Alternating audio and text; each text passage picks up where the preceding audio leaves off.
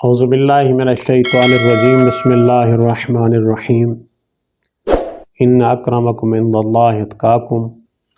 ناظرین، اللہ تبارک و تعالیٰ کی ذات نے عزت کا پیمانہ بنایا ہے کہ جو شخص خوف الہی رکھتا ہے، تقوی رکھتا ہے، متقی ہے، وہ قابل احترام ہے، اس کی عزت کی جائے۔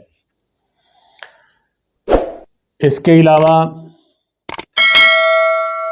کچھ ہستیاں ایسی ہیں جن کا احترام کیا جانا ضروری ہے۔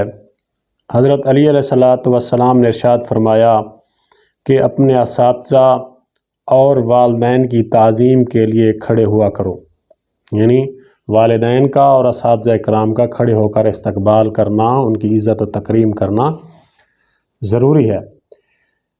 حضرت امام محمد باقر علیہ السلام نے ارشاد فرمایا تعظیم کے لیے کھڑا ہونا مکروہ ہے، البتہ ایماندار شخص کی کھڑے ہو کر تعظیم کرنے میں کوئی حرج نہیں ہے، وہ مکروہ نہیں ہے۔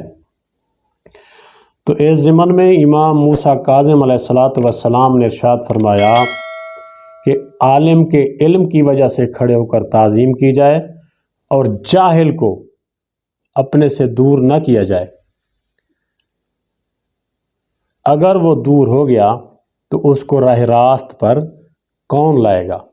جاہل کے قریب رہو تاکہ اس کو راہ راست پہ لے آؤ۔